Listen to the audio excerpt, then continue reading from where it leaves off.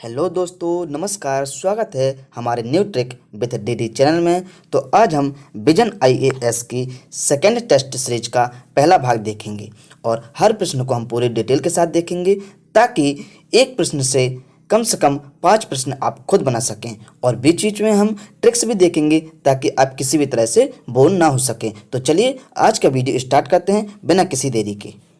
आज का पहला क्वेश्चन है, राज्य मंत्रिपरिषद के संदर्भ में निम्नलिखित कथनों पर विचार कीजिए। पहला है, संविधान राज्य मंत्रिपरिषद के आधार और मंत्रियों के पद को निर्दिष्ट करता है। दूसरा है, मंत्रियों द्वारा राज्यपाल को दी गई सलाह कि किसी भी न्यायालय में जांच नहीं की जाएगी। उपरोक्त कथन में से कौन सा से सही है या है? पहला है ए नंबर केवल 1, बी केवल 2, सी 1 और 2 दोनों, डी ना तो 1 और ना ही 2। इसमें से अपन को सही आंसर बताना है। तो अपन देखें कि संविधान पहला जो है ऑब्जेक्टिव दिया है कि संविधान राज्य मंत्रिपरिषद के आकार और मंत्रियों के पद को निर्दिष्ट करता है। तो ऐसा संविधान में नहीं कहा गया है, इसलिए पहला ऑप्शन हमारा क्या हो जाएगा? गलत हो जाएगा। अब दूसरा दिया है कि मंत्रियों द्वारा राज्यपाल को दी गई सलाह की किसी भी न्यायालय में जांच नहीं की जाएगी। ये एकदम बिल्कुल सही आंसर है। तो हमारा इसका सही आंसर हो जाएगा ऑप्शन नंबर बी। इस प्रकार इसका सही आंसर हो जाएगा ऑप्शन नंबर बी, यानी केवल 2 आंसर सही हो जाएगा इसका। तो चलिए अपन थोड़ा सा इसके डिटेल में देखते हैं कि ये राज्य मंत्रिपरिषद के बारे में किस अनुच्छेद में कहा गया है। तो ये अनुच्छेद 163 में कहा गया है। दूसरा नंबर, लोक लेखा समिति के संदर्भ में निम्नलिखित कथनों पर विचार कीजिए। समिति की स्थापना भारत सरकार अधिनियम 1919 के प्रावधानों के तहत की गई। दूसरा, लोकसभा अध्यक्ष समिति का पदेन अध्यक्ष होता है। तीसरा, कोई मंत्री समिति का सदस्य नहीं हो सकता है। तो इसमें से बताना है हमको कि कौन सा सही नहीं है। ए केवल 1, बी केवल 2 और 3, सी केवल 1 और 2, डी केवल 2। तो पहला देखें कि समिति की स्थापना भारत सरकार अधिनियम द्वारा की गई थी, ये सही है, लेकिन इसमें पूछा कौन सा सही नहीं है, तो इसलिए ये गलत हो जाएगा। फिर वो कह रहा है कि लोकसभा अध्यक्ष समिति का पदेन अध्यक्ष नहीं होता है, तो इसलिए ये अभी सही हो जाएगा इसके अनुसार, क्योंकि सही नहीं है पूछा, तो ये नहीं है, इसलिए ये हो जाएगा। और फिर पूछा है कि कोई मंत्री समिति का सदस्य नहीं होता, ये भी यानी लोक लेखा समिति के हिसाब से सही है, लेकिन इसमें पूछा सही नहीं है, इसलिए ये गलत हो जाएगा। यानी कि इसमें पूछा कि कौन सा नहीं है, तो नहीं है वाला हो जाएगा, यानी आंसर नंबर 2, यानी कि क्या हो जाएगा? केवल 2 हो जाएगा। क्योंकि लोकसभा अध्यक्ष की समिति का जो पदेन अध्यक्ष होते हैं, वो सभा अध्यक्ष जो होते हैं वो नहीं होते, बल्कि वो खुद नामित करते हैं, दूसरों को नियुक्त करते हैं समिति से, इसलिए ये वाला आंसर बिल्कुल गलत हो जाएगा। तो अब चलते अपन नेक्स्ट क्वेश्चन में। भारत के उच्चतम न्यायालय के संदर्भ में निम्नलिखित कथनों पर विचार कीजिए। पहला है, किसी भी पूर्व संवैधानिक संधि से उत्पन्न किसी भी विवाद पर उच्चतम न्यायालय की सलाह राष्ट्रपति के लिए बाध्यकारी नहीं है। दूसरा है, राष्ट्रपति यदि व्यापक महत्व की विधि तथा तथ्य से संबंधित प्रश्न न्यायालय को संदर्भित करता है तो न्यायालय को अपनी राय देना अनिवार्य होता है। इसमें से हमको बताना है कि कौन सा सही है या है। ए केवल 1, बी केवल 2, सी 1 और 2 दोनों, डी ना तो 1 और ना ही 2। तो उच्चतम न्यायालय के बारे में बताना है अपन को। तो इसमें क्या है, पहला है किसी भी पूर्व संवैधानिक संधि से उत्पन्न किसी भी विवाद पर उच्चतम न्यायालय की सलाह राष्ट्रपति के लिए बाध्यकारी नहीं है, ये बिल्कुल सही है। लेकिन दूसरा जो कह रहा है कि राष्ट्रपति यदि व्यापक महत्व की विधि और यह तथ्य से संबंधित प्रश्न न्यायालय को संदर्भित करता है तो न्यायालय को अपनी राय देना अनिवार्य होता है, ये बिल्कुल गलत है। ऐसा कोई वर्णन नहीं किया गया है संविधान में, तो इसलिए इसका सही आंसर हो जाएगा केवल 1। अब अपन थोड़ा सा उच्चतम न्यायालय के बारे में देखते हैं कि उच्चतम न्यायालय जो होता है राष्ट्रपति को अपनी राय दे सकता है, लेकिन या देने से मना भी कर सकता है। ये अनुच्छेद 143 कहता है, ये अनुच्छेद 143 कहता है कि क्वेश्चन नंबर 4, केंद्रीय मंत्रियों के संदर्भ में निम्नलिखित कथनों पर विचार कीजिए। पहला, कोई भी व्यक्ति संसद का सदस्य यानी एमपी बने बिना मंत्री नहीं बन सकता है। दूसरा, संविधान में मंत्रियों के वेतन और भत्तों का उल्लेख किया गया है। इनमें से अपन को बताना है कि कौन सा सही है या है। तो अपन देखें कि कोई भी व्यक्ति संसद का सदस्य यानी एमपी बने बिना मंत्री नहीं बन सकता, ये बिल्कुल गलत है, क्योंकि यदि किसी व्यक्ति यदि बन भी गया है और सदस्य नहीं है तो वो 6 महीने के अंदर अपनी सदस्यता हासिल कर सकता है, इसलिए पहला वाला गलत हो जाएगा। और दूसरा क्या कह रहा है कि संविधान में मंत्रियों के वेतन और भत्ते का उल्लेख किया गया है, ये भी बिल्कुल गलत है, क्योंकि जो संविधान जब लागू हुआ था उस समय मंत्रियों के भत्ते और वेतन की बात बिल्कुल नहीं कही गई थी, यानी दोनों गलत हो जाएंगे। और इसमें से पूछा सही कौन सा है, तो इसका सही आंसर हो जाएगा हमारा ना तो 1 और ना ही 2, यानी आंसर नंबर डी सही हो जाएगा। क्वेश्चन नंबर 5 है, राज्यसभा के सभापति के रूप में उपराष्ट्रपति की भूमिका के संदर्भ में निम्नलिखित कथनों पर विचार कीजिए।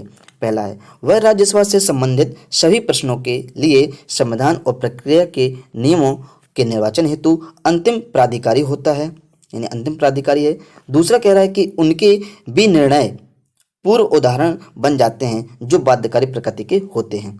तीसरा कह रहा है वह दल बदल के आधार पर राज्यसभा के किसी सदस्य के बारे में निर्णय करता है कि वह निर्भर है या नहीं। तो हमको बताना है इनमें से कि उपरोक्त कथनों में से कौन सा सही है या है। इसमें कहा गया है, ए कह रहा है कि केवल 1, बी केवल 2 और 3, सी केवल 1 और 3, डी 1, 2 और 3। इनमें से हमको सही आंसर बताना है। तो अपन देखें कि राज्यसभा के सभापति के रूप में उपराष्ट्रपति की भूमिका के संदर्भ में पहला क्या है, वह राज्यसभा से संबंधित सभी मामलों के लिए संविधान और प्रक्रिया के नियमों के निर्वाचन हेतु अंतिम प्राधिकारी होता है। बिल्कुल सही है, ये इनकी न्यायिक पुनरावलोकन नहीं होती है क्योंकि।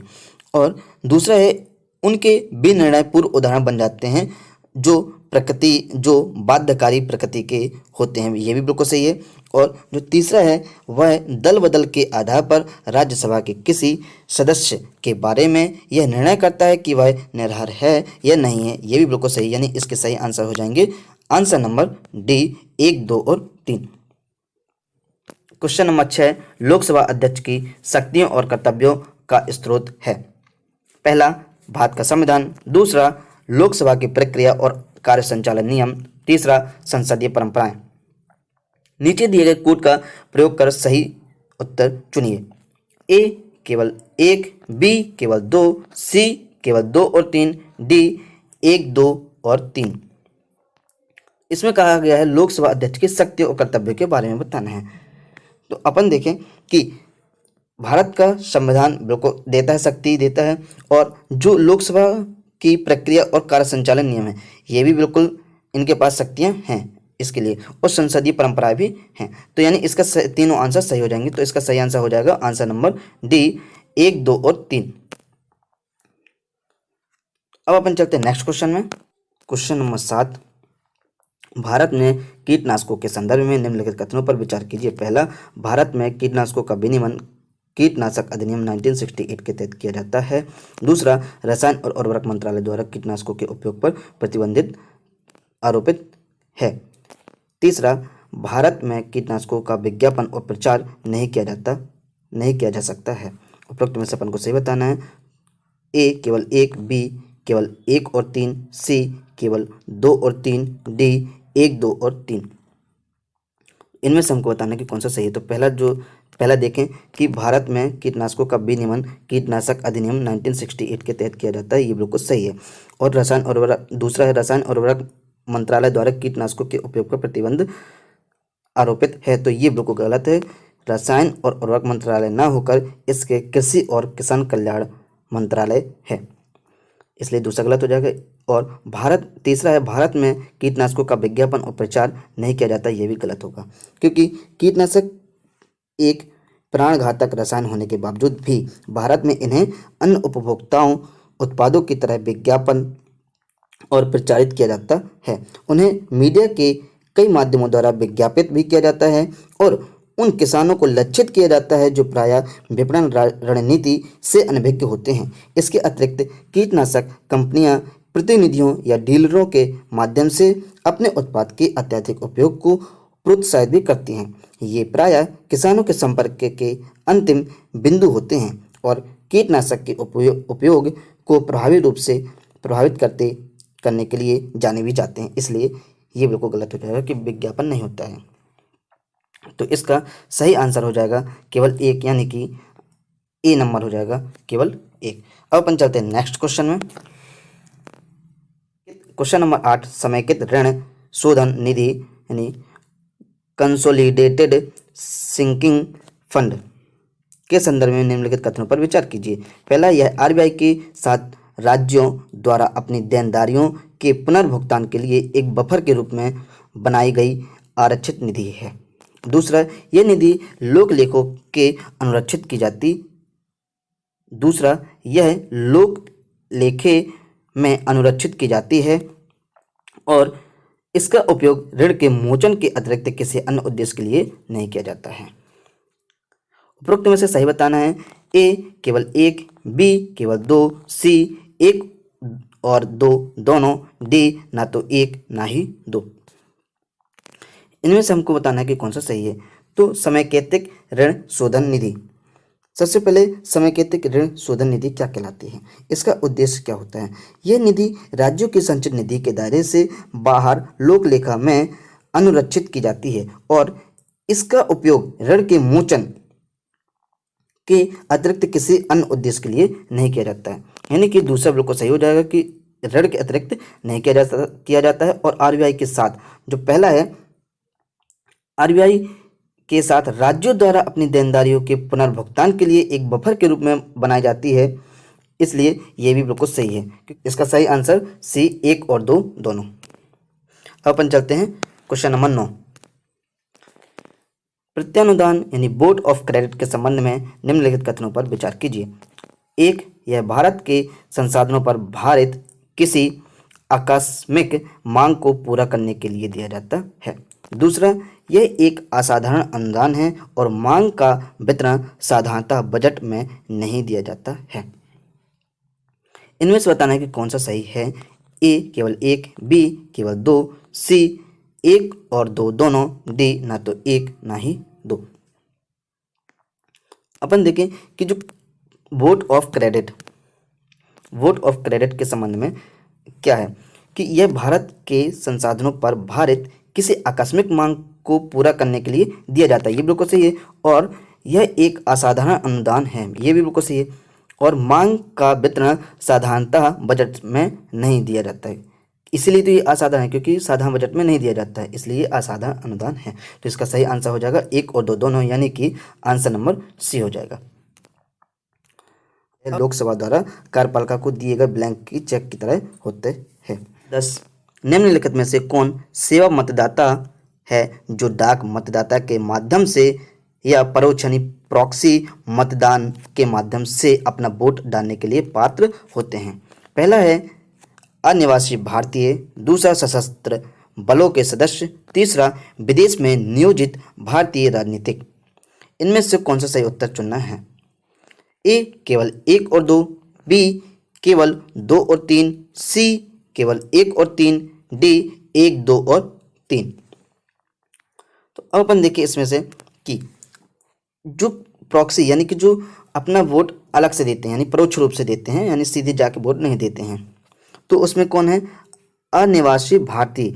अनिवासी भारतीय के बारे में अभी तक यानी कोई भी वर्णन नहीं किया गया सेवा मतदाता में। और अपन देखें कि जो सशस्त्र बलों के सदस्य, तो ये बिल्कुल नहीं, ये अपनी वोट डालते हैं। और ये जो अपना वोट डालते हैं, ये अधिनियम है 1950 यानी 1950 अधिनियम के तहत ये अपना वोट डाल सकते हैं। और इसमें जो है विदेश में नियोजित भारतीय राजनीतिक भी अपना वोट डाल सकते हैं, यानी दोनों सही हैं और पहला गलत है। तो इसका सही आंसर हो जाएगा कि दूसरा और तीसरा, यानी आंसर नंबर इसका हो जाएगा बी, केवल 2 और 3। अपन देखते हैं कि सेवा मतदाता क्या कहलाता है। सेवा मतदाता वे हैं जिनके पास सेवा पात्रता होती है। सेवा मतदाता या तो डाक मतपत्र के माध्यम से या अपने द्वारा नियुक्त किसी परोक्ष यानी प्रॉक्सी मतदाता के माध्यम से अपना वोट डाल सकता है। वह सेवा मतदाता जो अपने द्वारा नियुक्त प्रतिनिधि या परोक्ष के माध्यम से मतदाता करने का विकल्प चुनता है, उसे वर्गीकृत सेवा मतदाता कहा जाता है। अब अपन देखें कि जो सशस्त्र बल हैं ये किस अधिनियम के तहत करते हैं। तो ये अधिनियम जो है 1950 का है, यानी सेना अधिनियम, इसको कहते हैं सेना अधिनियम 1950। इसमें और कौन कौन हो सकते हैं, इसमें जैसे असम हो गया, असम की जो राइफल्स टीम वो डाल सकती है इसमें अपनी, सीआरपीएफ के जवान डाल सकते हैं, बीएसएफ के जवान जो हैं, आईटीबीपी, एसएसबी, एनएसजी, बीआरओ यानी सीमा सड़क संगठन बीआरओ में जीआरईएफ और सीआईएसएफ आदि इसमें वोट अपना डाल सकते हैं। लेकिन जो अनिवासी भारतीय हैं ये भले ही अधिकृत क्यों ना हो, लेकिन अभी तक इनके लिए कोई भी कोई भी वर्णन नहीं किया गया कि ये अपने वोट डाल सकते हैं विदेश में रहकर भी। इसलिए पहला बिल्कुल गलत हो जाएगा। इसका सही आंसर हो जाएगा अपना 2 और 3 यानी कि बी नंबर इसका बिल्कुल सही है अपना। अपन चलते हैं, क्वेश्चन नंबर 11 है, लोक अदालत के संदर्भ में निम्नलिखित कथनों पर विचार कीजिए। पहला, इसे विधिक सेवा प्राधिकरण अधिनियम 1987 के तहत वैधानिक दर्जा प्रदान किया गया है। दूसरा, लोक अदालत का अधिनिर्णय अबाध कर नहीं होता है तथा यह अपील करने योग्य होता है। तीसरा है, लोक अदालत द्वारा मामलों का संज्ञान लेते समय सिविल प्रक्रिया संहिता और साक्ष्य अधिनियम जैसे प्रतिबद्ध मूलक विधियों का सख्त अनुप्रयोग नहीं किया जाता है। इनमें से बताने की कौन सा सही है? ए केवल 1 और 3, बी केवल 2 और 3, सी केवल 1 और 2, डी 1, 2 और 3। इनमें से अपन को बताने की कौन सा सही है। तो लोक अदालत, सबसे पहले तो अपन को लोक अदालत के बारे में जानकारी होनी चाहिए कि लोक अदालत क्या है। लोक अदालत वह होते हैं जहां उन मामलों को देखा जाता है जो न्यायालय से लंबित हैं अथवा अभी मुकदमे के रूप में दाखिल नहीं हुए हैं, उनको देखा जाता है लोक अदालत। 1987 अधिनियम है, ये बिल्कुल सही है कि वैधानिक दर्जा इसमें प्रदान किया गया है।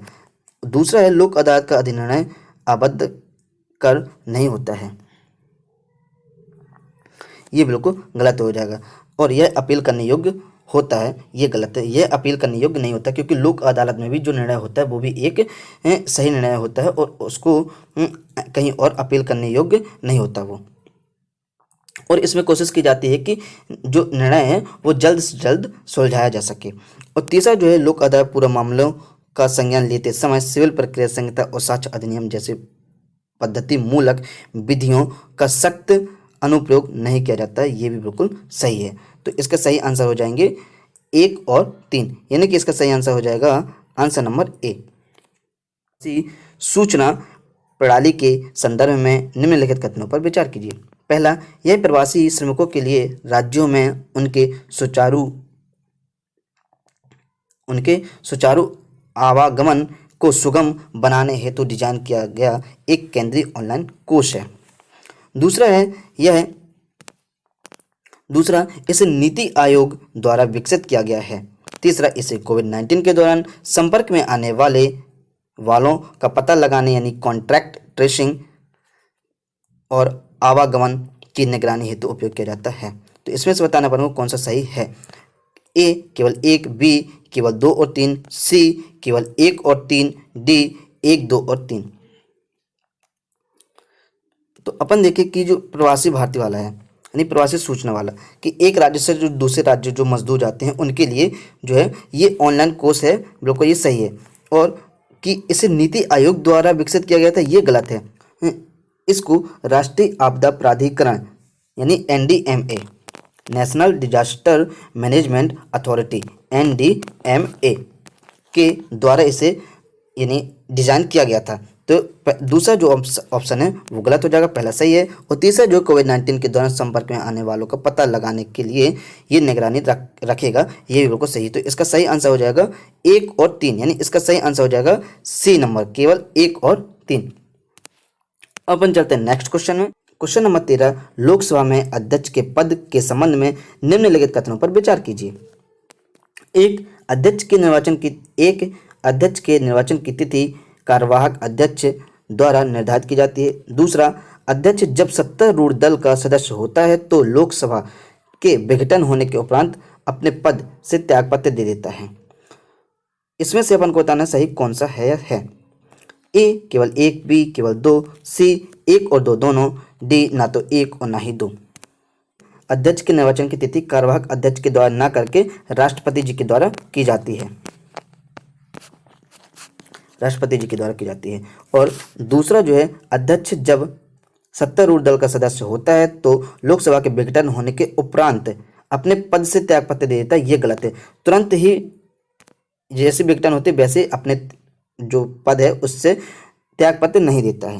वाला आंसर गलत हो जाएगा, यानी कि इसके दोनों आंसर गलत है। तो इसका सही आंसर हो जाएगा डी, ना तो 1 और ना ही 2। क्वेश्चन नंबर 14 है, न्यायपालिका को स्वतंत्रता प्रदान करने हेतु संविधान द्वारा उच्चतम न्यायालय और उच्च न्यायालय के न्यायाधीशों को हटाना अत्यंत कठिन है। इस संदर्भ में निम्नलिखित में से कौन से कथन सही हैं? 1, उच्च न्यायालय के मुख्य न्यायाधीश को केवल सिद्ध कदाचार असमर्थता के आधार पर ही हटाया जा सकता है।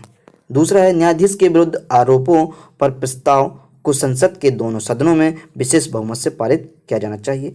तीसरा है, अभी तक उच्च न्यायालय के किसी भी न्यायाधीश को पद से नहीं हटाया गया है। तो इसमें से अपन को सही उत्तर चुनना है।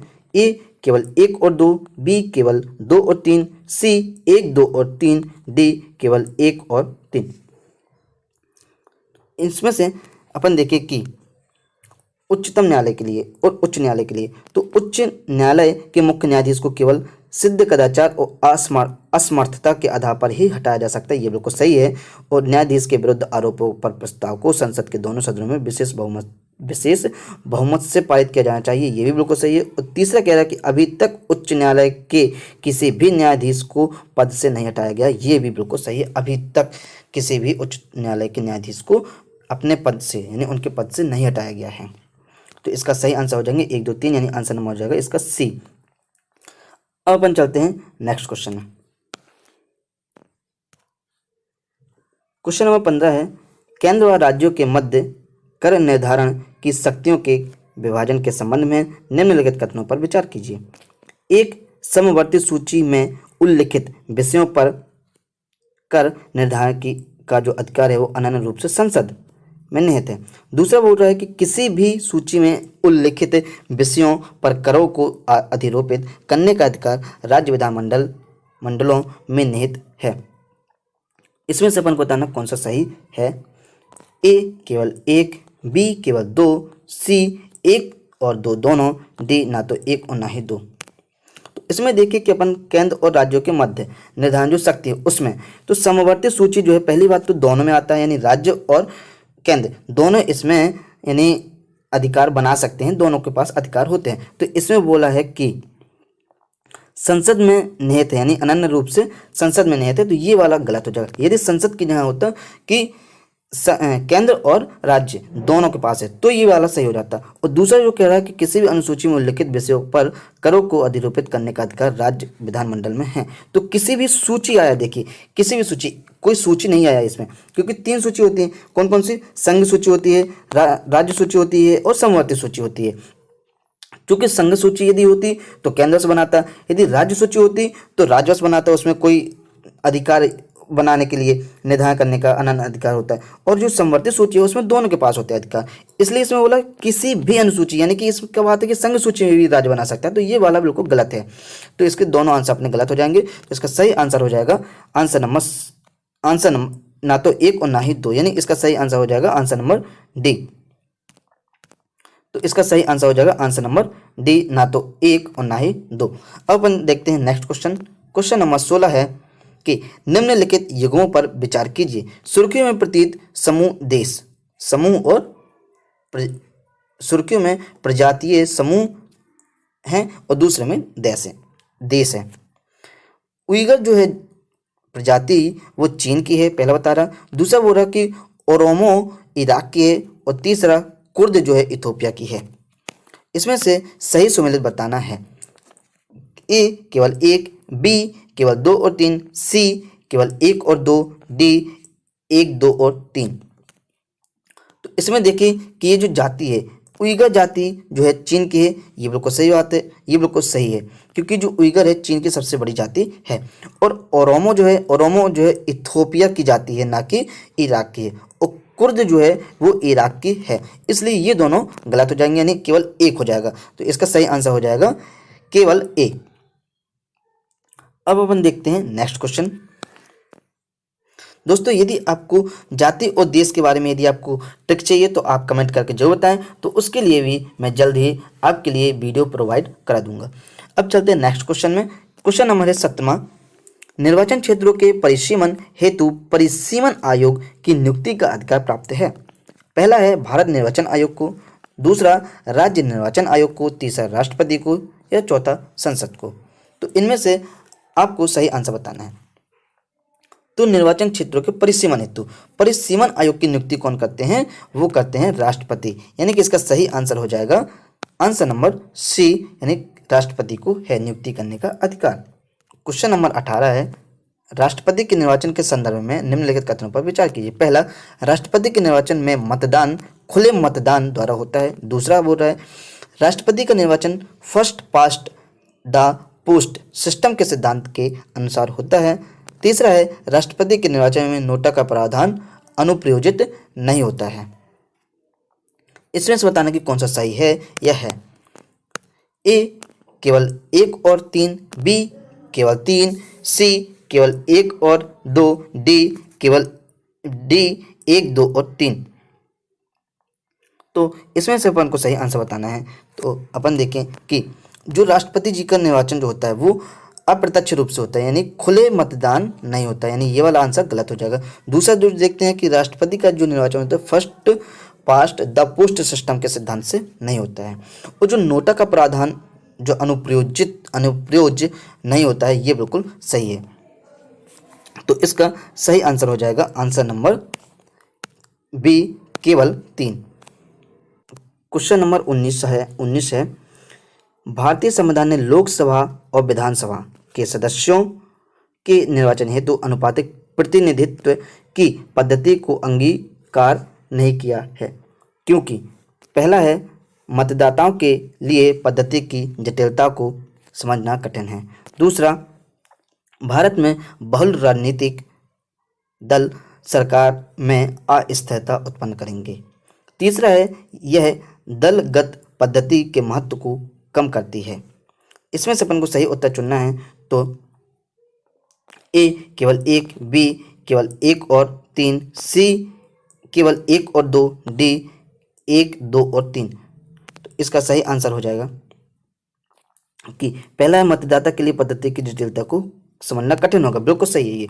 और दूसरा जो कह रहा है भारत में बहुत राजनीतिक दल सरकार में अस्थिरता उत्पन्न करेंगे, ये भी बिल्कुल सही है। लेकिन जो तीसरा है यह दलगत पद्धति के महत्व को कम करती है, बल्कि ये गलत है। ये कम नहीं करती बल्कि उस पद्धति जो है उसको और अधिक बढ़ाती है। दलगत पद्धति को कम नहीं करती बल्कि मतदाता के महत्व को कम करती है, इसलिए ये गलत हो जाएगा। तो इसका सही आंसर हो जाएगा 1 और 2, यानी कि इसका सही आंसर हो जाएगा केवल 1 और 2, यानी सी इसका आंसर हो जाएगा। अब अपन देखते हैं क्वेश्चन नंबर 20, निम्नलिखित पर विचार कीजिए। पहला है राष्ट्रपति को परामर्श देने का अधिकार। दूसरा, व्यक्तियों द्वारा जनहित याचिका यानी PIL दायर करने का अधिकार। तीसरा है रिट जारी करने का अधिकार। उपरोक्त में से कौन सा से अधिकार उच्चतम न्यायालय में निहित है लेकिन उच्च न्यायालय में निहित नहीं है, यानी सिर्फ उच्चतम न्यायालय बस को है अधिकार। ये अपन को बताना है कि ए है केवल 2 और 3, बी केवल 1, सी केवल 1 और 3, डी 1, 2 और 3। तो इसमें देखिए कि उच्चतम न्यायालय के पास कौन से अधिकार है। राष्ट्रपति को परामर्श देने का अधिकार उच्चतम न्यायालय के पास है, ये बिल्कुल सही है। और व्यक्तिगत द्वारा जनहित याचिका दायर करने का अधिकार दोनों में है, उच्चतम न्यायालय और उच्च न्यायालय में भी है। क्योंकि यदि आपके मूल अधिकार का यदि हनन होता है तो आप उच्चतम न्यायालय भी जा सकते हैं व्यक्तिगत रूप से, और आप उच्चतम न्यायालय भी जा सकते हैं और आप उच्च न्यायालय भी जा सकते हैं। और रिट जारी करने का अधिकार तो दोनों के पास है। उच्चतम न्यायालय के पास है अनुच्छेद 32 के तहत, और जो उच्च न्यायालय है उनके पास है 226 के तहत। आंसर हो जाएगा केवल 1। क्वेश्चन नंबर 21 है भारत में उच्च न्यायालय के न्यायाधीश के संदर्भ में निम्नलिखित कथनों पर विचार कीजिए। उच्च न्यायालय पारंगत विधि वेत्ता को उच्च न्यायालय के न्यायाधीश के रूप में नियुक्त नहीं किया जा सकता है। दूसरा है न्यायिक स्वतंत्रता को अक्षुण्ण रखने हेतु संविधान द्वारा उच्च न्यायालय के न्यायाधीशों का कार्यकाल निश्चित किया गया है।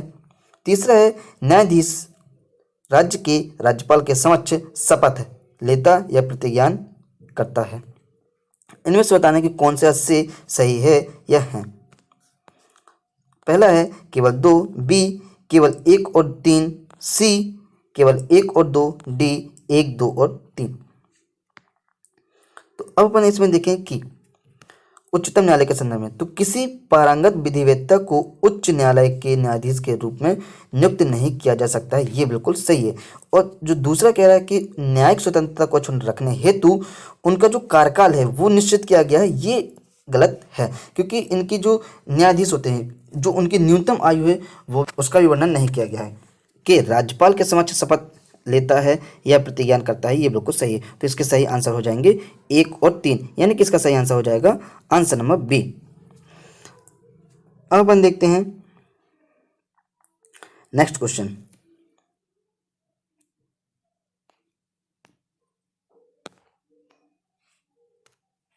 क्वेश्चन नंबर 22 है, केंद्रीय मंत्रिमंडल समिति के संदर्भ में निम्नलिखित कथनों में से कौन से सही है या हैं? 1, उनके द्वारा लिए गए निर्णय मंत्रिमंडल पर बाध्यकारी होते हैं। दूसरा है, उनके सदस्यों को केवल कैबिनेट मंत्रियों में से नियुक्त किया जाता है। इसमें से अपन को बताना कौन सा सही है। ए केवल 1, बी केवल 2, सी 1 और 2 दोनों, डी ना तो 1 ना ही 2। तो इसमें अपन देखें कि इनमें से कौन सा सही है।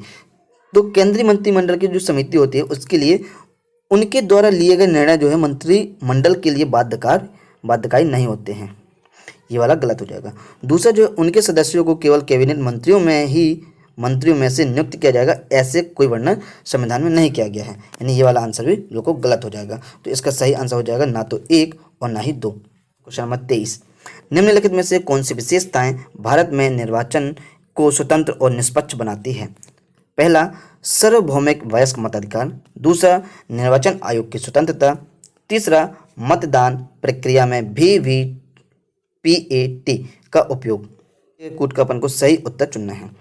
ए है केवल 1 और 2, बी केवल 1 और 3, सी केवल 2 और 3, डी 1, 2 और 3। इनमें देखें कि सार्वभौमिक वयस्क मताधिकार मतलब कि 18 से जो प्लस वाले होते हैं वो वोट डाल सकते हैं, तो ये बिल्कुल सही है। फिर निर्वाचन आयोग की स्वतंत्रता, ये भी बिल्कुल सही है। जो निर्वाचन आयोग की स्वतंत्रता है, यानी कि निर्वाचन आयोग की स्वतंत्रता, यदि उनको अपन स्वतंत्र नहीं रखेंगे तो अपन को ये लगेगा कि चुनाव में कुछ गड़बड़ हो रही है, इसलिए निर्वाचन आयोग की स्वतंत्रता रखना बहुत जरूरी है, इसलिए ये भी बिल्कुल सही है। और मतदान प्रक्रिया में वीवीपैट का उपयोग करना, यानी कि जो वीवीपैट है ये एक क्या होती है, ये एक इस प्रकार की डिवाइस होती है जिसमें जैसे ही अपन वोट डालते हैं उसमें जो पर्ची आती है जिसमें बताया जाता है कि, और ये जो पर्ची होती है 7 सेकंड के लिए तक रहती है, 7 सेकंड तक आपको शो करेगी, फिर उसके बाद नीचे चली जाएगी कट के, और फिर उसके बाद पुनः और कोई व्यक्ति वोट डाल सकता है। तो ये जो पर्ची दिखाती है वो काम करता है वीवीपैट मशीन करती है, जो पर्ची दिखाती है कि आपने अपना वोट किसे दिया है।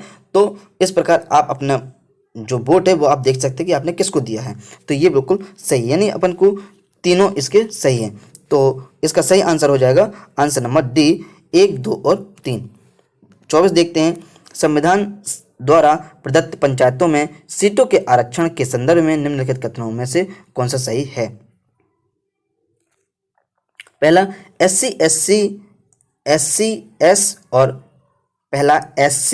और ST/ST के लिए प्रत्येक पंचायत में पंचायत क्षेत्र की कुल जनसंख्या में उनकी जनसंख्या के अनुपात के अनुरूप स्थान आरक्षित होते हैं। दूसरा, SC/S और ST/S के लिए आरक्षित सीटों में कम से कम 1/3 सीटें संबंधित श्रेणी के महिलाओं के लिए आरक्षित की होती हैं।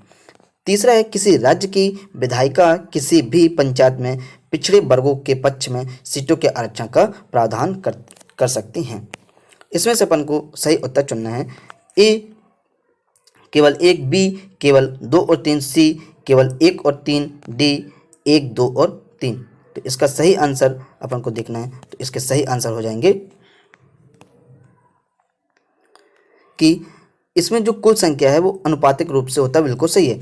और जो सीटें वो 1/3 सीटें संबंधित श्रेणी के लिए और महिलाओं के लिए आरक्षित की जानी चाहिए, ये भी बिल्कुल सही है। और जो अपन देखते हैं कि जो तीसरा है कि राज्य जो है यदि जो पिछड़े वर्ग है उसके लिए सीटों का आरक्षण कर सकते हैं, ये भी बिल्कुल सही है, यानी कि तीनों सही है। तो इसका सही आंसर हो जाएगा आंसर नंबर डी 1, 2 और 3। अब अपन देखते हैं कि ये जो पंचायत जो सीटें हैं इनका जो आरक्षण ये किस अनुच्छेद में कहा गया, तो ये अनुच्छेद 243 के डी में कहा गया है कि पंचायतों में सीटों। क्वेश्चन नंबर 25 है, केंद्र और राज्य संबंधों में विभिन्न मुद्दों के गहन जांच हेतु एक समिति आयोग का गठन किया गया था। इसने प्रथम बार संविधान के अनुच्छेद 263 के तहत अंतर राज्य परिषद की स्थापना की सिफारिश की थी। उपरोक्त परिच्छेद में निम्नलिखित में से किस समिति या आयोग को निर्दिष्ट किया गया है, तो इसमें से देखना है अपन को। ए नंबर दिया है पुंछी आयोग, बी खुसरो समिति, सी प्रथम प्रशासनिक सुधार आयोग और डी दिया है सरकारी आयोग। तो इसमें जो प्रथम बार हुआ था वो हुआ था प्रथम प्रशासनिक सुधार आयोग द्वारा। तो अब देखते हैं अपन सबसे पहले कि पुंछी आयोग क्या है। पुंछी आयोग जो है इसका जो गठन हुआ था 2007 को हुआ था, जबकि जो अंतर्राज्यीय परिषद है इसका जो स्थापना हुई थी इसकी वो हुई थी 1990 में की गई थी। तो इसलिए पहले 1990 आएगा, उसके बाद 7 आएगा, स्वाभाविक सी बात है, इसलिए ये वाला आंसर गलत हो जाएगा। अब देखते हैं अपन खुसरो समिति। जो खुसरो समिति को कृषि समीक्षा समिति के रूप में जाना जाता है। खुसरो समिति को किसके रूप में जाना जाता है? कृषि समीक्षा के रूप में जाना जाता है। अब इसको देखिए अपन कैसे याद करेंगे। तो खुसरो समिति किसके लिए? कृषि से है, इसलिए ये तो स्वाभाविक सी बात है कि ये गलत ही हो जाएगा। हालांकि 1989 इसका यानी 1 साल पहले, लेकिन ये कृषि से संबंधित है, ना कि केंद्र और राज्य संबंधों से संबंधित है, इसलिए ये गलत हो जाएगा। लेकिन इसको अपन याद कैसे करेंगे कि खुसरो में कृषि जो समीक्षा है उस समिति के रूप में जाना जाता है खुसरो समिति को। देखिए कोई भी व्यक्ति है यदि वो किसानों के बारे में अच्छा सोचेगा तो किसान उसको क्या देंगे? आशीर्वाद देंगे कि खुश रहो, यानी खुश रहो। तो यदि कोई किसान के पास जाता है, कोई अच्छा यदि कोई ऑफिसर है तो वो किसान के पास जाता है, उनकी तकलीफें को सुनता है, तो वो क्या कह देंगे? खुश रहो भैया, खुश रहो। तो खुसरो किससे हो गए? किसान, यानी कृषि समीक्षा समिति के रूप में हो गया। और अब देखते हैं अपन जो इसका प्रथम प्रशासनिक सुधार आयोग, ये क्या है? ये मोरारजी देसाई की जो हुई थी 1966, केंद्र सरकार द्वारा 1966 में मोरारजी देसाई की अध्यक्षता में एक 6 सदस्यीय प्रशासनिक सुधार आयोग की नियुक्ति की गई थी। और अब अपन देखते हैं कोविड-19 महामारी के निवारण हेतु आरबीआई द्वारा निम्नलिखित में से कौन से उपाय किए गए हैं। पहला है रेपो रेट में कमी, दूसरा है रिवर्स रेपो रेट में वृद्धि, तीसरा है ऋण के भुगतान पर अधिस्थगन। यानी इनमें से अपन को अब बताना है कि कौन से इसमें से सही है, वो अपन को चुनना है। तो ए है केवल 1 और 2, बी केवल 2 और 3, और सी है केवल 1 और 3, डी 1, 2 और 3। तो अपन को इनमें से सही आंसर बताना है। तो इसमें अपन देखें कि रिवर्स रेपो रेट में कमी, ये बिल्कुल सही है, और ऋण के भुगतान पर अधिस्थगन भी, ये भी बिल्कुल सही है। जबकि रिवर्स रेपो रेट में वृद्धि न करके इसमें कमी किया गया था, ताकि बैंकों से अपन पैसा और ले सकें। जो पास के जो बैंक हैं उनसे अपन, छोटे छोटे बैंक जो हैं उनसे अपन पैसा ले सकें। तो इसका यानी सही आंसर हो जाएगा पहला और तीसरा। तो इसका सही आंसर हो जाएगा आंसर नंबर सी हो जाएगा। अब अपन समझते हैं थोड़ा सा रेपो रेट में कमी और रिवर्स रेपो रेट में कमी क्या है। तो रेपो रेट में कमी मतलब कि रेपो रेट से मतलब होता है कि बैंक जब किसी को पैसा देता है तो उसकी जो ब्याज दर होती है, ये रेपो रेट में कमी, यानी रेपो रेट क्या कहलाता है? एक हिसाब से ब्याज दर कहलाता है। तो इसमें क्या कर दी उन्होंने? कमी कर दी, जिससे कि सभी राज्य पैसा ले सकें, ताकि उनके जो कोविड-19 महामारी के कारण जो उनका नुकसान हुआ था वो थोड़ा सा भरपाई कर सके उसमें। और जो रिवर्स रेपो रेट है उसमें क्या होता है? रिवर्स रेपो रेट में जो बैंक होता है, आरबीआई जो बैंक होता है, वो अदर बैंक उससे क्या लेता है? पैसा लेता है, उनको थोड़ा सा पैसा उनके उसमें क्या कहते हैं? वृद्धि कर देता है। यानी इसका आंसर हो जाएगा अपना रिवर्स यानी आना और रेपो यानी जाना। अब अपन चलते हैं नेक्स्ट क्वेश्चन में। क्वेश्चन नंबर 27 है, भारत में लॉबिंग के संदर्भ में निम्नलिखित कथनों पर विचार कीजिए। पहला है यह दवा समूहों द्वारा नीति निर्माताओं को अपने पक्ष में निर्णय लेने के लिए सहमत करने हेतु प्रयोग की जाने वाली एक तकनीक है। दूसरा है यह भारत में वैधानिक रूप से मान्य है। अब अपन देखते हैं इनमें से कौन सा से सही है या है। ए केवल 1, बी केवल 2, सी 1 और 2 दोनों, डी ना तो 1 और ना ही 2।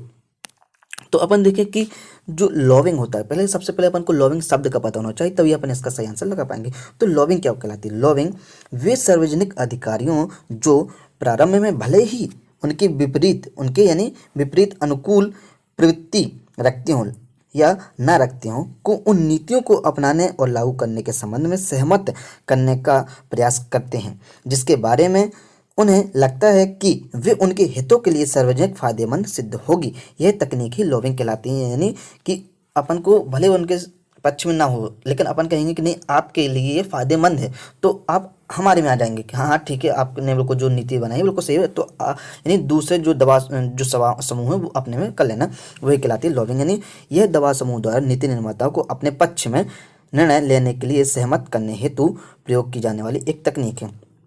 उनको अपन बताते हैं कि इससे बहुत सारे फायदे हैं, तो वो बोलने लगते ठीक है भाई, ये ठीक है, अब हम आपके पक्ष में हैं। फिर दूसरा है कि यह एक वैधानिक रूप से मान्य है। तो अपन देखिए, तो ये अभी तक ना तो ये वैधानिक है और ना ही, यानी ना तो ये वैधानिक और ना ही गैर वैधानिक, यानी दोनों में से कुछ भी नहीं है। तो ये वाला आंसर बिल्कुल गलत हो जाएगा, पहला सही हो जाएगा, यानी इसका सही आंसर हो जाएगा ए नंबर, केवल एक हो जाएगा। अपन देखते हैं next question answer, question number 28 निम्नलिखित कथनों पर विचार कीजिए। पहला है प्रधानमंत्री का कार्यकाल 5 वर्ष का होता है। दूसरा है संविधान यह प्रावधान करता है कि लोकसभा में बहुमत दल के नेता को प्रधानमंत्री के रूप में राष्ट्रपति द्वारा नियुक्त किया जाएगा। तीसरा है राज्यसभा के मनोनीत सदस्य प्रधानमंत्री नहीं बन सकते हैं। पहला है प्रधानमंत्री का कार्यकाल 5 वर्ष का होता है, तो ये निश्चित नहीं कि 5 वर्ष का होता है। यदि बीच में अविश्वास प्रस्ताव यदि आ जाएगा तो उनको इस्तीफा देना पड़ेगा, यानी 5 वर्ष निश्चित नहीं है कि एक बार यदि चुन गए तो फिर उसके बाद कोई नहीं हटा सकता है। तो यानी पहला वाला अपना क्या हो जाएगा, गलत हो जाएगा। दूसरा क्या है कि संविधान यह प्रावधान करता है कि लोकसभा में बहुमत दल के नेता को प्रधानमंत्री के रूप में राष्ट्रपति द्वारा नियुक्त किया जाएगा, ये बिल्कुल गलत है। क्योंकि इसमें होता क्या है कि सरकार की संसदीय प्रणाली जो होती है पद्धति के अनुसार, ना कि प्रावधान करता है ये। तो इसमें संसदीय जो प्रणाली होती है, संसदीय प्रणाली होती है उसके अनुसार ही करते हैं। तो संसदीय प्रणाली के अनुसार क्या कहते हैं कि राष्ट्रपति द्वारा लोकसभा में बहुमत दल के नेता को प्रधानमंत्री के रूप में नियुक्त किया जाता है, सिर्फ संसदीय प्रणाली के अनुसार, ना कि कोई प्रावधान के अनुसार। तो ये वाला भी अपना गलत हो जाएगा, 5 वर्ष वाला भी गलत हो जाएगा। दूसरा है और तीसरा है कि राज्यसभा के मनोनीत सदस्य प्रधानमंत्री नहीं बन सकते, तो ये बिल्कुल गलत है कि जो राज्यसभा के मनोनीत सदस्य हैं वो प्रधानमंत्री बन सकते हैं, तो ये गलत हो जाएगा। इसलिए इसका आंसर हो जाएगा 1 2 3, यानी तीनों नहीं है, तो इसका सही हो जाएगा अपना आंसर, इसका सही आंसर हो जाएगा डी, 1 2 और 3। नेक्स्ट क्वेश्चन है 29 नंबर, वित्तीय आस्तियों का प्रतिभूतिकरण और पुनर्गठन तथा प्रतिभूति हित का प्रवर्तन, यानी कि इसको बोलते हैं SARFAESI अधिनियम के संदर्भ में निम्नलिखित कथनों पर विचार कीजिए। पहला है यह बैंकों को NPA में बदल चुके ऋण की वसूली हेतु उधारकर्ताओं द्वारा बंधक रखी गई परिसंपत्तियों को सीधे नीलामी करने का अधिकार प्रदान करता है। दूसरा कह रहा है कि अधिनियम सहकारी बैंकों पर आरोपित नहीं होता है। अब इसमें देखिए, इसमें कहा गया है कि कौन से सही हैं या हैं, तो A केवल 1, B केवल 2, C 1 और 2 दोनों, और D है ना तो 1 और ना ही 2। तो इसमें जो है इस संदर्भ में कहा गया है SARFAESI के संदर्भ में कहा है। पहला कहता है कि जो बंधक रखी हुई संपत्ति है उसको आप सीधे नीलामी कर सकते हैं, यानी पहला बिल्कुल सही है। और दूसरा जो है कि अधिनियम सहकारी बैंकों पर आरोपित नहीं होता, ये वाला गलत है, ये सहकारी बैंकों पर भी आरोपित होता है। तो अपन देखें तो इसका सही आंसर हो जाएगा, कौन सा सही है, तो इसका सही आंसर हो जाएगा केवल 1। अब अपन देखते हैं next question, question number 30, Dinesh Goswami समिति, बोहरा समिति और तनख्वाह समिति ये सभी संबंधित है चुनावी प्रचार यानी चुनावी सुधार से, A चुनावी सुधार से, B न्यायिक सुधार में, C केंद्र राज्य संबंध सुधार में, या D पंचायती राज सुधार में। तो अपन देखें कि जो दिनेश गोस्वामी हैं, बोहरा समिति और तनख्वाह समिति ये सभी किससे हैं, चुनावी प्रचार से, यानी जो चुनावी सुधार है उससे संबंधित हैं। तो इसका सही आंसर क्या हो जाएगा, चुनावी सुधार से। तो अपन देखें कि जो दिनेश गोस्वामी समिति ये कब आई थी, तो ये आई थी जो दिनेश गोस्वामी समिति है वो 1990 में आई थी। तो इन्होंने सुझाव दिया था कि एक उम्मीदवार को 2 से अधिक निर्वाचन क्षेत्रों से चुनाव लड़ने की अनुमति नहीं दी जानी चाहिए। फिर बोहरा समिति ने क्या कहा था, इन्होंने कहा था कि राजनीति के अपराधीकरण तथा अपराधियों, राजनेताओं, नौकरशाहों के बीच की सांठगांठ की समस्या का अध्ययन किया गया था इनके में। और जो तनख्वाह समिति है इनके में क्या कहा गया था कि इनका कार्य था कि निर्वाचन विधियों और निर्वाचन सुधारों के संपूर्ण पहलुओं पर ध्यान देना, यानी तीनों का चुनाव से ही संबंध था। तो इसका सही आंसर अपना क्या था, क्या हो गया कि चुनाव सुधार से है। अपन देखते हैं नेक्स्ट क्वेश्चन नंबर 31 है कि संघ शासित क्षेत्रों के उच्च न्यायालयों के संदर्भ में निम्नलिखित में से कौन से सही कथन है या है। तो पहला है संविधान के अनुच्छेद 293 के तहत दिल्ली उच्च न्यायालय का गठन किया गया। फिर दूसरा कह रहे कि किसी केंद्र शासित प्रदेश के लिए उच्च न्यायालय के गठन हेतु संविधान संशोधन की आवश्यकता होती है। तो इनमें से अपन को बताना सही उत्तर कौन सा है। ए केवल एक, बी केवल दो, सी एक और दो दोनों, और डी है ना तो एक और ना ही दो।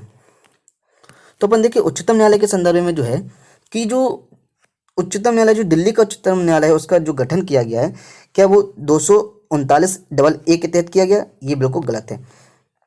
दिल्ली के उच्चतम न्यायालय का गठन इसके तहत नहीं किया गया, जबकि इसकी विधानसभा का गठन किया गया था। दिल्ली उच्चतम न्यायालय का ना करके दिल्ली की जो विधानसभा है उसका गठन किया गया था 239 के अनुसार। और अपन अब देखें कि जो दिल्ली की है, यानी दिल्ली उच्चतम न्यायालय की जो स्थापना वो की गई थी 1966 में की गई थी, इसलिए ये दोनों गलत हो जाएंगे। यानी केंद्र, और फिर दूसरा क्या है कि दूसरा कह रहा है कि किसी केंद्र शासित प्रदेश के लिए उच्च न्यायालय के गठन हेतु संविधान संशोधन की आवश्यकता है। ये बिल्कुल गलत है, किसी भी प्रकार से संविधान संशोधन की आवश्यकता नहीं होती है। तो ये वाला गलत हो जाएगा और पहला वाला भी गलत है, यानी इसका सही आंसर हो जाएगा डी, ना तो एक और ना ही दो। अब अपन चलते हैं नेक्स्ट क्वेश्चन में 32। निम्नलिखित में से किन परिस्थितियों के कारण मंत्रिपरिषद को अपना त्यागपत्र देना पड़ता है? पहला है लोकसभा में अविश्वास प्रस्ताव पारित होने पर। दूसरा है लोकसभा में सदन द्वारा धन्यवाद प्रस्ताव पारित न होने पर। तीसरा है लोकसभा में धन विधेयक के पारित न होने पर। तो इसमें से अपन को सही आंसर बताना है। सही उत्तर चुनिए। ए केवल एक और दो, बी केवल एक और तीन, सी केवल दो और तीन, और डी एक, दो और तीन। तो अपन को इनमें से सही आंसर बताना है कि इसका सही आंसर क्या है। पारित हो जाए बिल्कुल सही, और यदि धन्यवाद प्रस्ताव पारित नहीं होता है तब भी उनको त्यागपत्र देना पड़ेगा। और जो तीसरा है कि धन विधेयक के पारित न होने पर भी त्यागपत्र देना पड़ता है मंत्रिपरिषद को। तो इसलिए इसके जो सही आंसर हो जाएगा वो हो जाएगा एक, दो और तीन, यानी कि डी नंबर हो जाएगा एक, दो और तीन। तो अब अपन देखते हैं कि ऐसा क्यों है। यदि इनके अलावा यदि निंदा प्रस्ताव यदि पारित होता है तो मंत्री पद आवश्यक नहीं कि अपना त्यागपत्र दें। यदि जो निंदा प्रस्ताव होता है वो यदि पारित भी हो जाता है तब भी मंत्रिपरिषद को ये आवश्यक नहीं है कि वो अपने मंत्रिपरिषद से त्यागपत्र दे दें। ये आवश्यक नहीं है, सिर्फ निंदा प्रस्ताव में, बाकी तीनों इसके आंसर सही है। Question number 33। जिला न्यायाधीश की नियुक्ति हेतु निम्नलिखित में से कौन सी योग्यताएं आवश्यक हैं? ए है वह पूर्व से ही केंद्र या राज्य सरकार के अंतर्गत किसी सरकारी सेवा में कार्यरत नहीं होना चाहिए। दूसरा है उसे एक अधिवक्ता के रूप में कम से कम 5 वर्ष का अनुभव होना चाहिए। और तीसरा जो है उच्च न्यायालय द्वारा उसकी नियुक्ति हेतु सिफारिश की जानी चाहिए। तो इसमें से भी अपन को सही उत्तर चुनना है। ए है केवल एक और दो, बी केवल एक और तीन, सी केवल दो और तीन, डी एक, दो और तीन। तो अपन देखिए इसमें से कि जो योग्यताएं होनी चाहिए वो पूर्व जो है सेवारत में, यानी सरकारी सेवारत में नहीं होना चाहिए, ये बिल्कुल सही है। और जो उसे अधिवक्ता में कम से कम 5 वर्ष होना चाहिए, ये नहीं कहा गया है कम से कम, तो ये वाला गलत हो जाएगा। कम से कम 10 वर्ष का तो अनुभव होना चाहिए। और अब देखते हैं अपन तीसरा कि उच्चतम न्यायालय द्वारा उसकी नियुक्ति हेतु सिफारिश की जानी चाहिए, तभी तो वो नियुक्त किए जाएंगे ना। तो यानी पहला और तीसरा बिल्कुल सही है, तो इसका सही आंसर हो जाएगा आंसर नंबर बी, केवल एक और तीन। अब देखते हैं अपन क्वेश्चन नंबर 34। क्वेश्चन नंबर 34 कहता है कि ग्राम न्यायालय के संदर्भ में निम्नलिखित कथनों पर विचार कीजिए। इनकी स्थापना संबंधित राज्य विधानसभाओं की विधियों के माध्यम से की जाती है। दूसरा है इनके पीठासीन अधिकारी न्याय अधिकारी राज्य सरकार द्वारा उच्च न्यायालय के परामर्श से नियुक्त किए जाते हैं। तीसरा है कि ग्राम पंचायत जो ग्राम न्यायालय हैं वो फौजदारी और दीवानी दोनों न्यायालयों की शक्तियों का उपभोग करते हैं। तो इसमें से अपन को बताना है कि कौन सा सही है। ए है केवल एक, ए है एक, दो और तीन, बी केवल दो और तीन, सी केवल एक और तीन, डी केवल एक और दो। तो अपन इसमें देखें कि इनकी स्थापना जो है संबंधित राज्य विधानसभाओं की विधियों के माध्यम से की जाती है, तो ये वाला अपना आंसर बिल्कुल गलत हो जाएगा, क्योंकि जो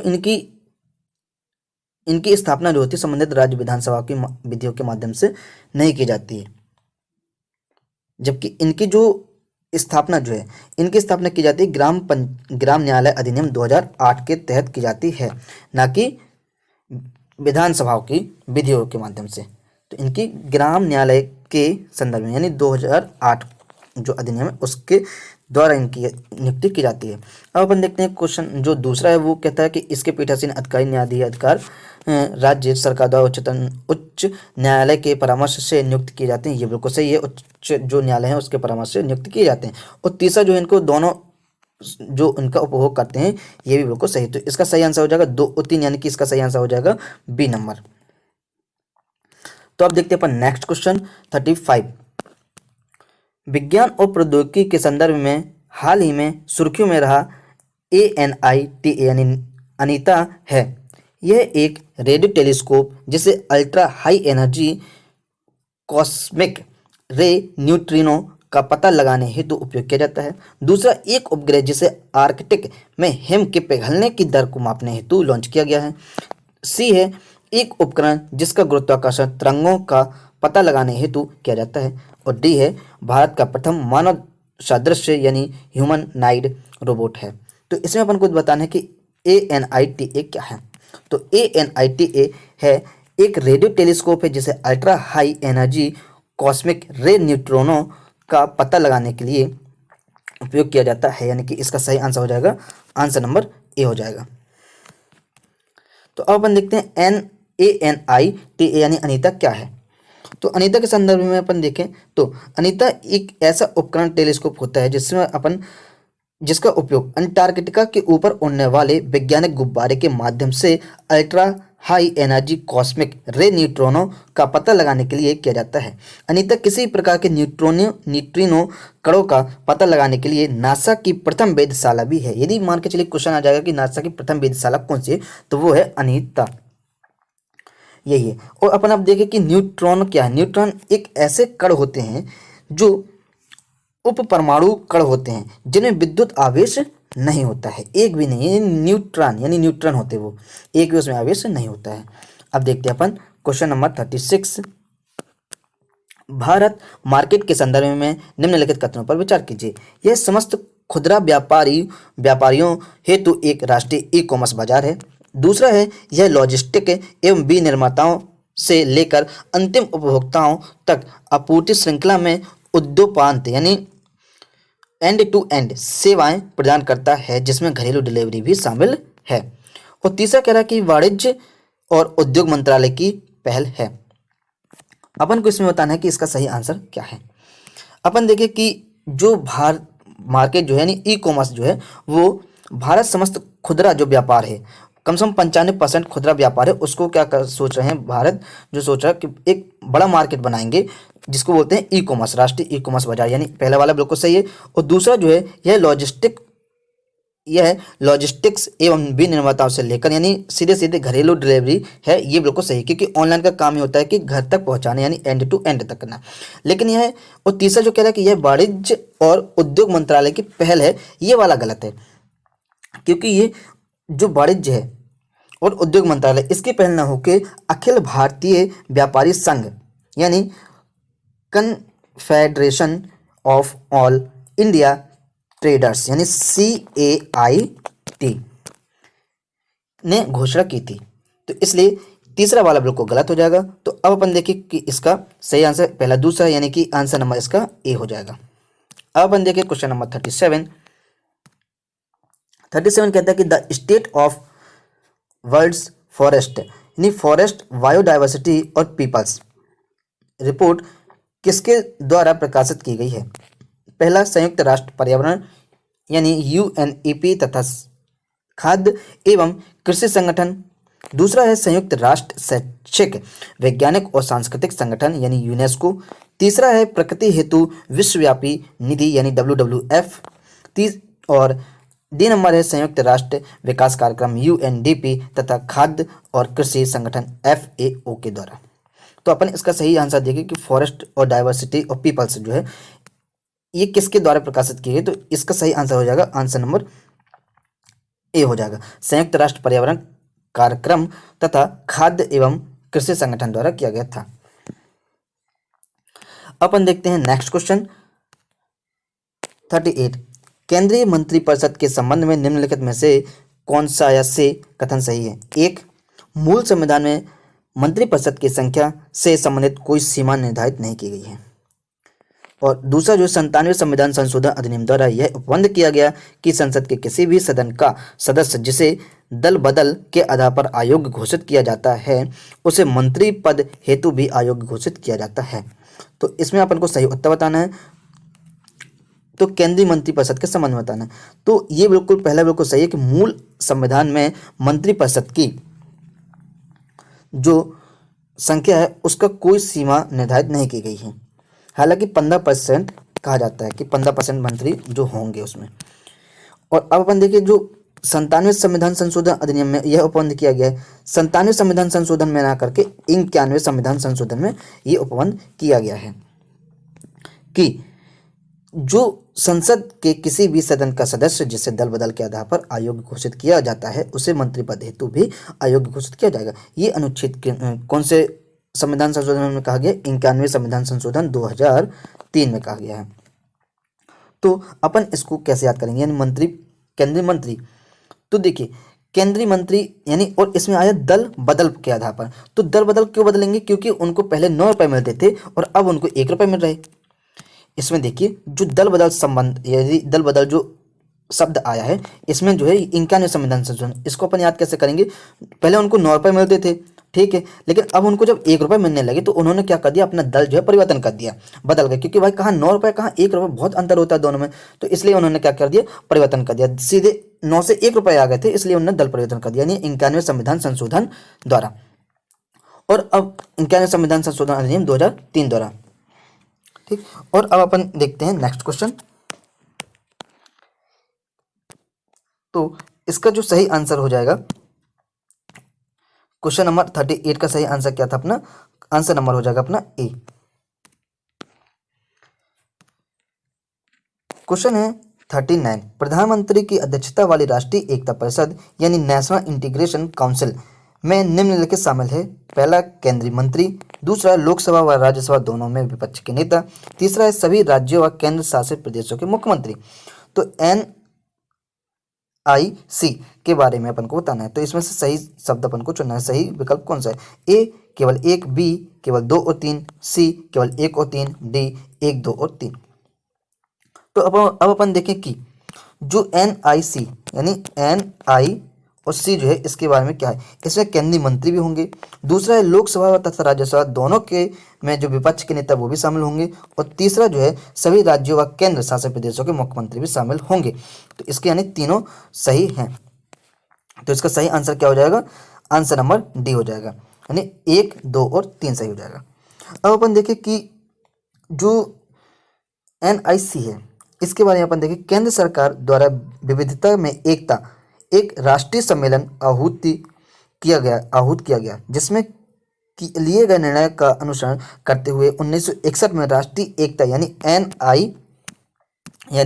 NIC नेशनल इंटीग्रेशन काउंसिल की स्थापना की गई थी, का गठन किया गया। इसकी अध्यक्षता जो है वो प्रधानमंत्री करते हैं, और इसमें जो प्रख्यात पत्रकार भी होते हैं, राष्ट्रीय आयोग होते हैं, दल बदल के जो नेता होते हैं, सभी लोग इसमें, यानी इसे प्रसिद्ध पत्रकार पोपकलाल नहीं समझ लेना, तारक मेहता का जो उल्टा चश्मा में आता है प्रसिद्ध, क्योंकि वो भी बहुत प्रसिद्ध हैं पत्रकार, तो पोपकलाल नहीं समझना। तो इसके यानी जो मेन प्रसिद्ध हैं वो आते हैं इसमें, ठीक। तो अब अपन चलते हैं नेक्स्ट क्वेश्चन नंबर 40, निम्नलिखित में से कौन सा शहरी स्थानीय निकाय राज्य सरकार के एक अधिनियम द्वारा गठित किया गया या किए गए हैं। पहला, छावनी बोर्ड, दूसरा टाउन एरिया कमेटी, तीसरा पोर्ट ट्रस्ट। तो इसमें से अपन को सही आंसर बताना है। ए केवल 2 और 3, बी केवल 1 और 2, सी केवल 3, डी केवल 2।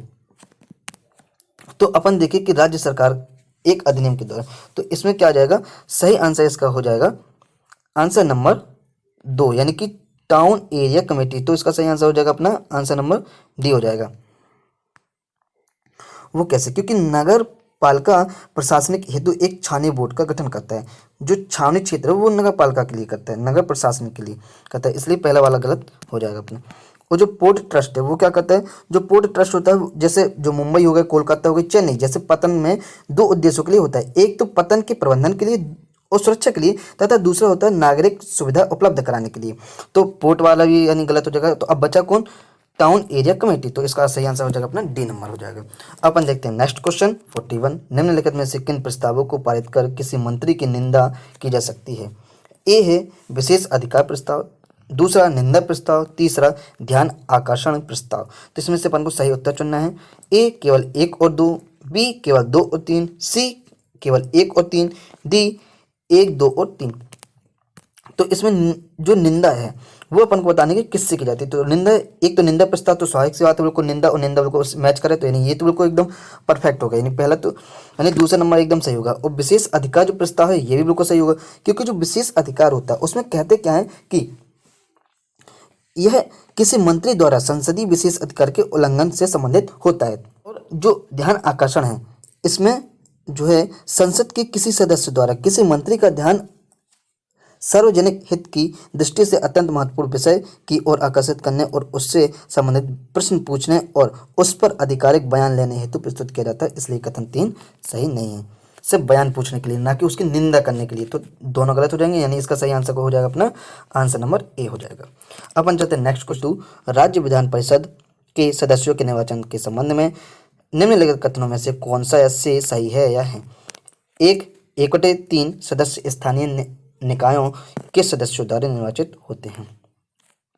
दूसरा कहता है कि 1/6 सदस्य कम से कम 3 वर्षों में या 3 वर्षों से स्नातक रहे हैं और राज्य में निवास करने वाले व्यक्तियों द्वारा निर्वाचित होते हैं। और जो तीसरा है वो कहता है कि 1/3 संबंधित राज्य से लोकसभा के सदस्यों द्वारा निर्वाचित होते हैं। तो इसमें देखिए कि इसमें से बताना है कि कौन सा सही है, यानी ए केवल 1, बी केवल 1 और 2, सी केवल 2 और 3, डी 1, 2 और 3। तो अपन इसमें देखिए कि जो राज्य विधान परिषद है उसमें अपन को बताना राज्य विधान परिषद, ना कि विधानमंडल। तो इसमें देखिए कि 1/3 सदस्य जो है स्थानीय निकायों के सदस्यों द्वारा निर्वाचित होता है, ये बिल्कुल सही है। लेकिन 1/6 सदस्य कम से कम 3 वर्षों के स्नातक रहे हो, ये गलत है। इसी प्रकार जो 1/3 है सदस्यों द्वारा, यानी एक जो तीसरा है 1/3 संबंधित राज्य में लोकसभा के सदस्यों द्वारा निर्वाचित होते हैं, ये भी बिल्कुल गलत है। तो इसका सही आंसर हो जाएगा क्वेश्चन नंबर, यानी आंसर इसका ए हो जाएगा, यानी केवल 1 वर्ष है। तो अब अपन इसमें देखते हैं कि ये क्या है। तो इसमें होता क्या है कि 1/12 सदस्य 3 वर्षों से राज्य में निवास करने वाले स्नातकों द्वारा निर्वाचित होते हैं, ना कि 1/6। तो ये वाला गलत हो गया बिल्कुल अपना। इससे 1/6 के जहाँ 1/12 होता है तो बिल्कुल सही हो जाता है। और जो 1/3 वाला है ये भी बिल्कुल गलत है, क्योंकि जो विधानसभा के सदस्य नहीं होते हैं वो लोकसभा में विधानसभा के अध्यक्ष होते हैं। तो ये वाला अपना गलत हो गया, यानी इसका सही आंसर क्या हो गया? अपना आंसर नंबर ए हो गया। अपन चलते हैं क्वेश्चन नंबर 43। निर्वाचन संबंधी विवादों के न्याय निर्णय हेतु अधिकरण गठित करने का अधिकार निम्नलिखित में से किसे है? पहला संसद, दूसरा राष्ट्रपति, तीसरा राज्य विधानमंडल। इसमें से अपन को बताना है सही कौन सा है। ए केवल 1, बी केवल 1 और 2, सी केवल 1 और 3, डी केवल 2। तो अपन इसमें देखें कि जो निर्णय करते हैं संसद तो मेन है ये निर्वाचन के लिए, और जो दूसरा है राज्य विधानमंडल भी तो जो निर्वाचन संबंधी विवाद है उसका भी न्याय निर्णय करते हैं, बल्कि जो राष्ट्रपति होते हैं वो न्याय निर्णय नहीं करते हैं। इसलिए इसका सही आंसर 1 और 3, यानी इसका सही आंसर हो जाएगा आंसर नंबर सी हो जाएगा।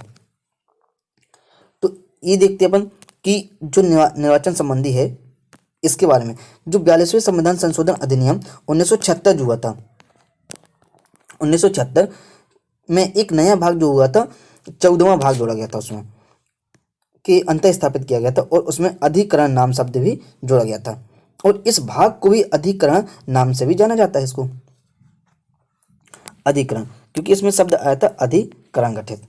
इसलिए ये वाला अपने जो राष्ट्रपति है ये वाला बिल्कुल गलत हो जाएगा।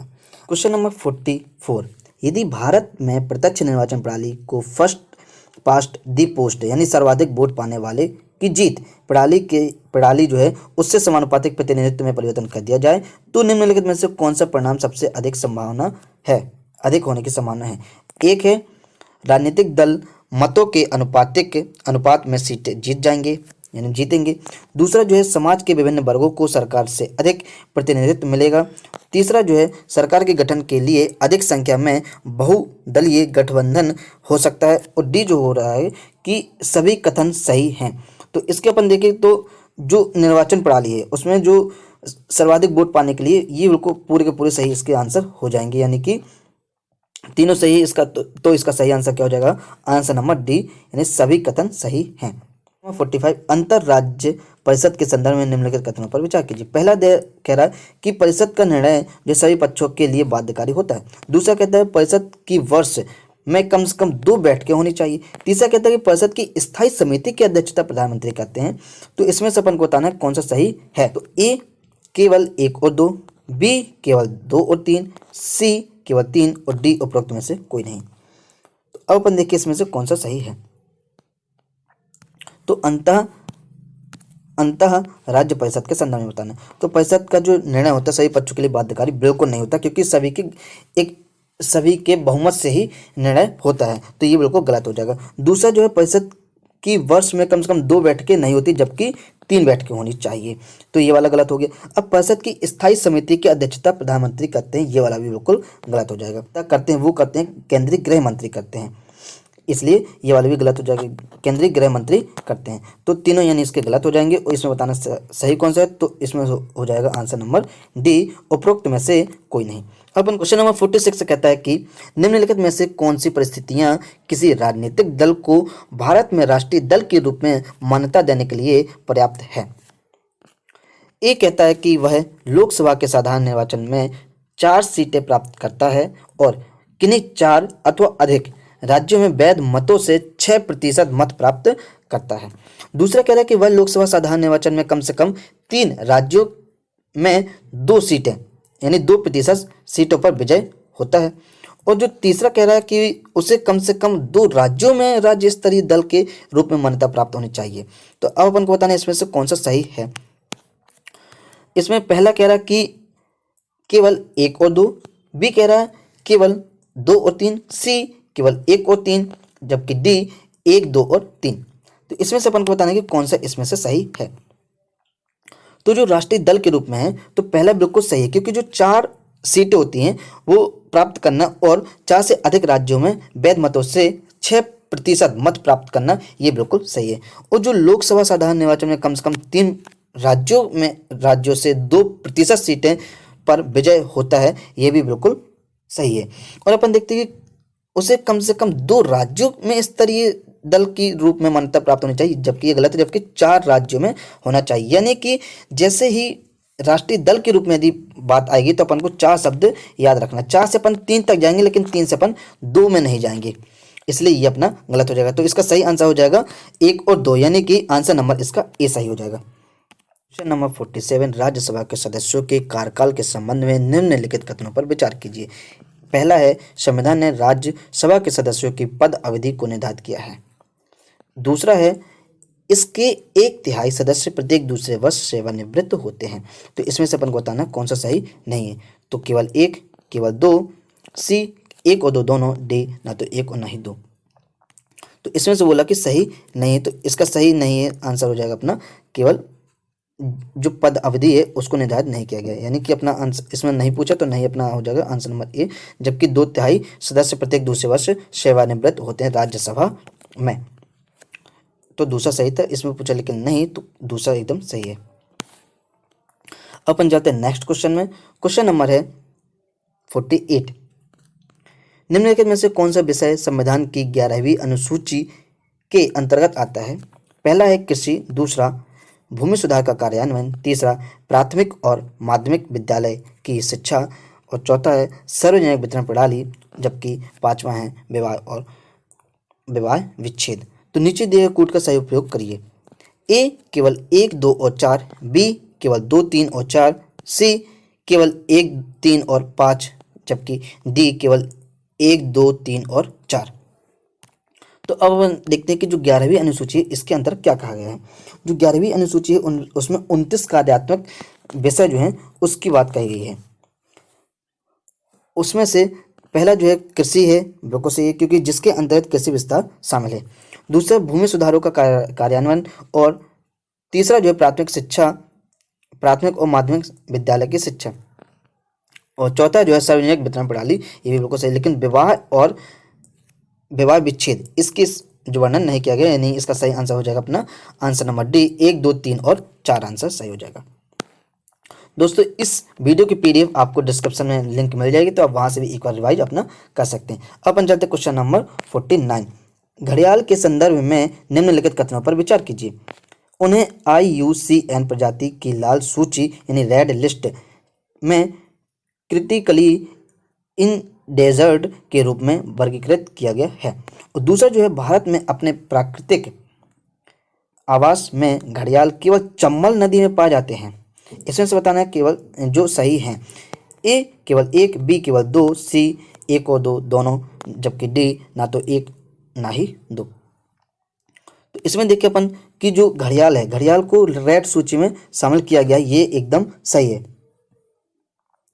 और जो घड़ियाल हैं वो केवल चंबल नदी में पाए जाते हैं, ये बिल्कुल गलत है, क्योंकि जो पहले होता था, लेकिन इसमें कहा गया है भारत की बात की गई, तो भारत में जो है केवल चंबल नदी बस में नहीं पाए जाते, ये उत्तर प्रदेश की जो घाघरा नदी होती है उसमें पाई जाती है, क्योंकि घाघरा नदी जो सबसे शुद्ध नदी होती है, और जो घड़ियाल होते हैं वो सबसे शुद्ध नदी में ही पाए जाते हैं। तो इस प्रकार घड़ियाल से अपन ये भी अनुमान लगा सकते हैं, जहाँ जिस नदी का जो जल होगा सबसे शुद्ध होगा, वहीं पर घड़ियाल पाए जाएंगी।